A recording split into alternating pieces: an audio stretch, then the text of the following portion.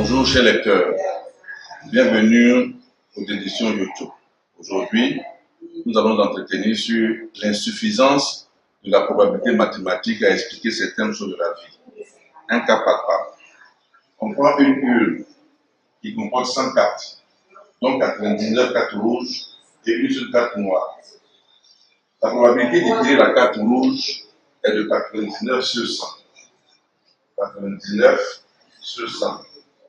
Et celle de tirer la carte noire est de 1 sur 100. C'est ce qui nous dit la probabilité mathématique. Mais un fait à remarquer, on bat bien les 100 cartes, on le dépose dans l'urne et on demande à quelqu'un de faire un tirage. Au premier tirage, il obtient la carte noire, alors que la carte noire a une probabilité de 1 sur 100 d'apparaître.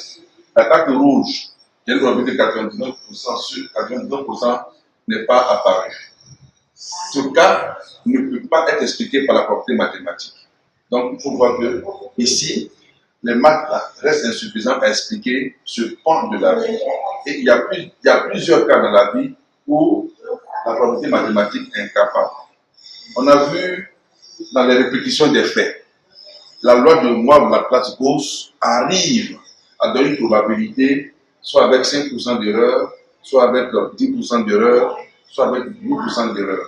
Ce sont des approximations, mais qui ne sont pas toujours réalisées dans le cas pratique. Donc on voit qu'il y a un clivage entre la probabilité mathématique et la probabilité divine. C'est de ça que je vais vous parler. Ce cas doit nous amener à réfléchir que notre science n'est pas vraiment suffisante à comprendre tous les pans de la vie et qu'il est vraiment nécessaire de changer d'approche, d'avoir une autre façon de réfléchir selon les niveaux de la vie. Parce que lorsque le tireur va faire le choix dans l'urne, il y a une probabilité de réussite divine qui l'accompagne ou d'échec qui l'accompagne. Mais cette probabilité n'est pas prise en compte par la probabilité mathématique.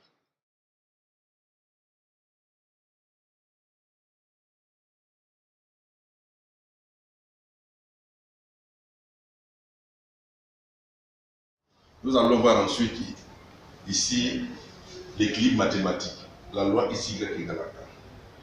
L'équilibre mathématique nous montre que dans certains faits, lorsqu'on prend certains plaisirs, ce plaisir a un impact sur notre longévité. Alors mathématiquement, on va le démontrer. Prenons le cas de l'alcool. Soit K, le paramètre quantitatif lié à l'alcool. Le paramètre quantitatif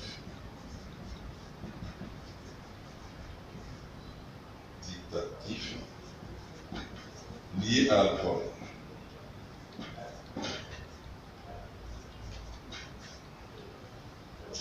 X, le plaisir lié à l'alcool.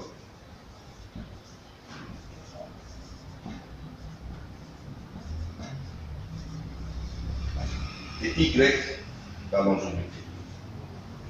Longueur de la vie. Longévité. On remarque bien, à l'aide de la loi ici Y égale à K, ce qui nous donne que Y est égal à K sur X. On voit bien que lorsque X augmente, lorsque grand X augmente, Y diminue. C'est ce cas-là. Donc le plaisir lié à l'alcool, si on l'augmente, on prend plus de plaisir lié à l'alcool, on réduit la longueur de la vie. De la même façon, si on prend K, le paramètre quantitatif lié au tabagisme, au tabac, X, le plaisir lié au tabac, et Y, la longévité, de la même façon, Y égale à K sur X, et lorsque le plaisir lié au tabac augmente, la longueur de la vie diminue. Si on prend le plaisir lié à la vitesse, donc K, le paramètre quantitatif lié à la vitesse, X, le plaisir lié à la vitesse, et Y, la longueur de la vie, lorsque X augmente, Y va diminuer.